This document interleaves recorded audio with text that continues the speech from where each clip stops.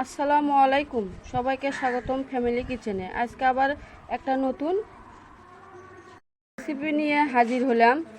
মাছের ডিমের বড়া। সবার বাড়িতে কম বেশি এই মাছের ডিম পড়ে থাকে, কেউ ফেলে দেয় বা কেউ মানুষকে দিয়ে দেয়। এই ডিম মানুষকে না দিয়ে বা ফেলে না দিয়ে নতুন একটা রেসিপি তৈরি করা যায়, সেটাই আজকে আপনাদের কাছে শেয়ার করলাম। এর জন্য পেঁয়াজ, মরিচ, বেসন আর মাছের ডিম নিয়েছি। সবগুলো এখন একাত্তরে মেখে নেব। তার জন্য একটা বাটি নিয়েছি। প্রথমে পেঁয়াজ মরিচ ঢেলে দেবো এর ভিতর দিয়ে দেবো 1 চামচ রসুন বাটা, আদা বাটা, জিরার গুঁড়া 1 চামচ, স্বাদ অনুযায়ী লবণ, হলুদের গুঁড়া আর সামান্য লাল মরিচের গুঁড়া দিয়ে এগুলো ভালোভাবে মেখে নেব। পেঁয়াজটা ভালো করে মাখতে হবে, না হলে বড়া করার সময় ঝুরঝুর করে পড়ে যাবে। এই জন্য পেঁয়াজটা ভালো করে মিহি করে নেন মেখে। পেঁয়াজটা মাখা হয়ে গেছে। এর ভিতরে এখন আমরা ডিম দিয়ে দেব। ডিমের একটা পর্দা থাকে, এটা ভালো করে হাতে চিপিয়ে চিপিয়ে নেবেন। দেখুন, এভাবে চিপে পর্দাটা বের করে নেবেন, তাহলে আর এর ভিতরে আঁশ থাকবে না। সবগুলো আমরা ডিম এভাবে করে চিপে এর পর্দাটা বের করে নেব।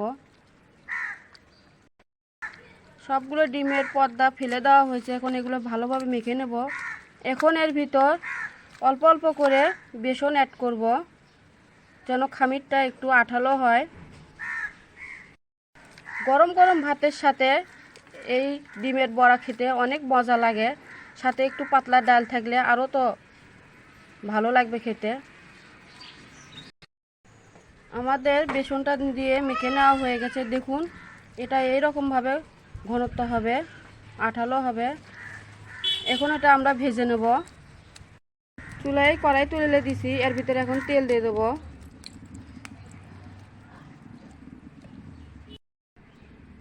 ডিমের বড়াগুলো এক একের ভিতর তেলের ভিতর দিয়ে দেবো।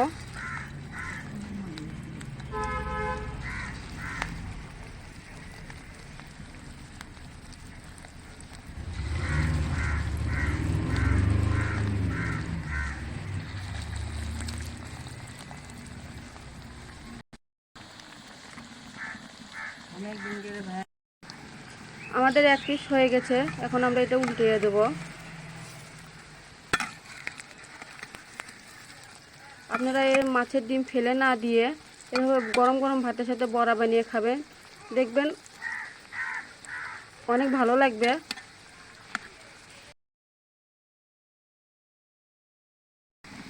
আমাদের বড়াগুলো ভেজে নেওয়া হয়ে গেছে। এখন এগুলো আমরা তুলে নেব।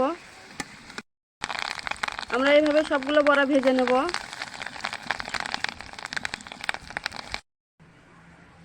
তৈরি হয়ে গেল মাছের ডিমের বড়া। দেখেন কতটা সুন্দর কালার হয়েছে।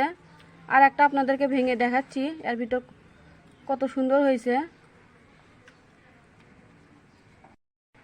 এরকম মাছের ডিম দিয়ে আপনারা বড়া বানিয়ে খাবেন গরম গরম ভাতের সাথে। আমাদের এই নতুন রেসিপিটা যদি আপনাদেরকে ভালো লেগে থাকে, তাহলে অবশ্যই একটা করে লাইক, শেয়ার, কমেন্ট করবেন।